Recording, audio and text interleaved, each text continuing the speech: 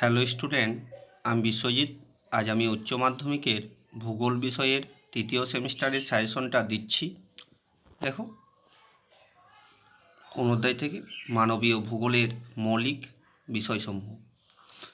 Unit 1 জনসংখ্যা, unit 2 জনবসতি। প্রথম প্রশ্নটা আছে, পৃথিবীর সবচেয়ে কম জনসংখ্যার দেশ? উত্তর হবে ভ্যাটিকান সিটি। 2 নম্বর প্রশ্ন আছে, মানুষ জমি অনুপাত ধারণাটি? উত্তর হবে ত্রিমাত্রিক। পরে প্রশ্ন দেখো, গ্রাম বসতির সর্বাপেক্ষা ক্ষুদ্র প্রশাসনিক ইউনিট? উত্তর হবে মৌজা। পরে প্রশ্ন আছে, একটি পুষ্করিণীকে কেন্দ্র করে যে বসতি গড়ে ওঠে তা হলো? উত্তর হবে আর্দ্রবিন্দু বসতি। পরে প্রশ্নটা আছে, প্রায় যোগাযোগহীন, বিচ্ছিন্ন ও ক্ষুদ্র গ্রামীণ বসতিকে বলে? উত্তর হবে হ্যামলেট।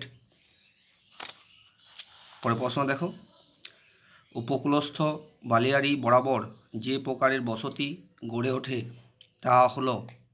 অর্থাৎ উপকূলস্থ বালিয়াড়ি বরাবর যে প্রকারের বসতি গড়ে ওঠে তা হলো? উত্তর হবে রৈখিক বসতি। পরে প্রশ্ন আছে, গ্রামীণ বসতির অবস্থানকে প্রভাবিত করে এমন কিছু কারণ হলো?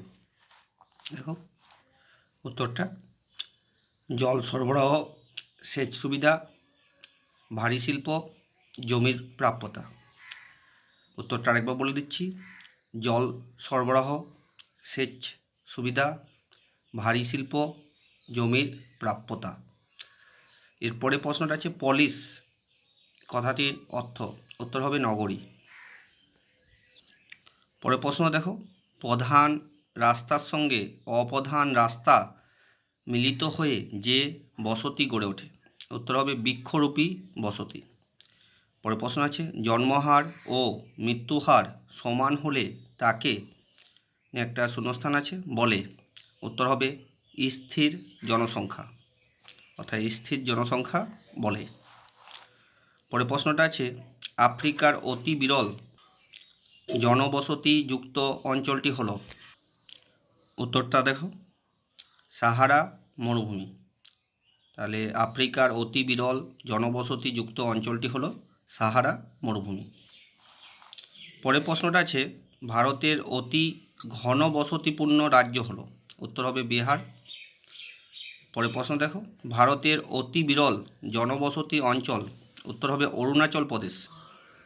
অর্থাৎ অরুণাচল প্রদেশ ভারতের অতি বিরল জনবসতি অঞ্চল।